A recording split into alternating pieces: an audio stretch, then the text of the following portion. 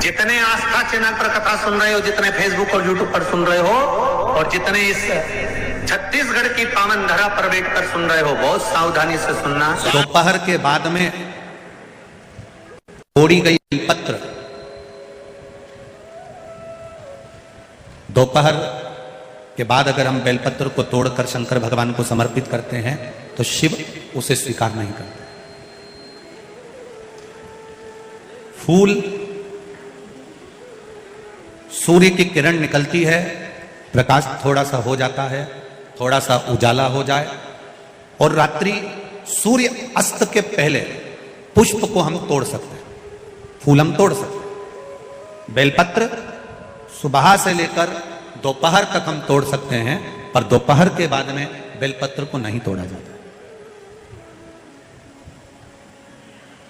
चतुर्थी, अष्टमी, नवमी, द्वादशी, चतुर्दशी, अमावस्या, पूर्णिमा, संक्रांति, ये ऐसे पर्व हैं जिस दिन बेलपत्र को नहीं तोड़ा जाता।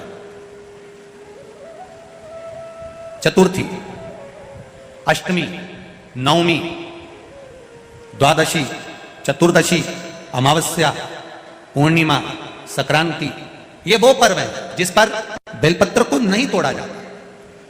पुरानी बेलपत्र 1 महीने पुरानी भी रखी है।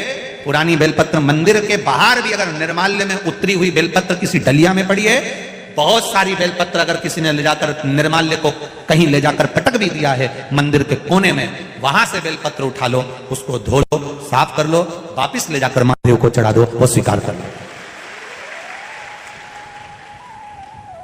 पशुपति व्रत कर रहे हो,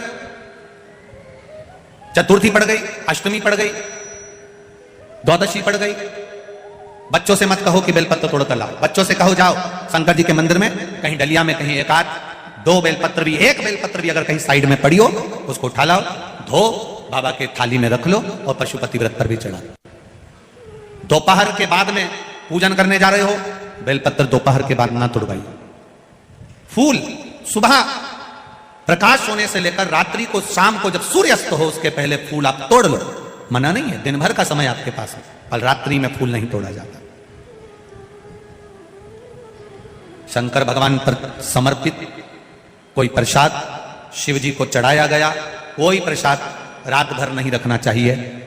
आप लोग तो संकट सोमवार अगर किसी ने करे हों, किसी ने करे संकट सोमवार या 16 सोमवार, हाथ उठाओ, किस किस ने करे हैं? पहले करें आप लोगों ने, रखो।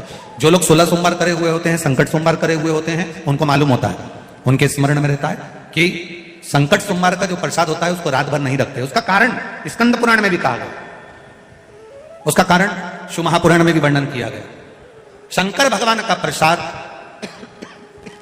शिव जी का प्रसाद, अगर जितना जितना अंधेरा बढ़ते चले जाता है, जितना जितना रात्रि होती चली जाती है, और दूसरा दिन अगर उस प्रसाद पर आपका हक नहीं रहता, उस प्रसाद पर फिर चंड का हक हो जाता, फिर उनके गणों का हक हो जाता है, फिर आपका हक समाप्त।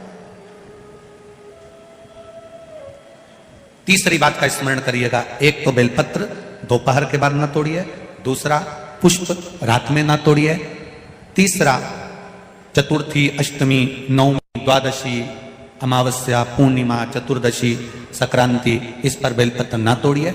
मंदिर की चढ़ी हुई, कहीं रखी हुई, कहीं अगर निर्माल्य में भी कहीं ले जाकर पड़ी है, वो भी समर्पित कर सकते हो। बेलपत्र तो यहां तक वर्णन करती है कि अष्टमी नवमी दोनों पड़ रही है और आपको बेलपत्र की जरूरत पड़ रही, तो एक बेलपत्र को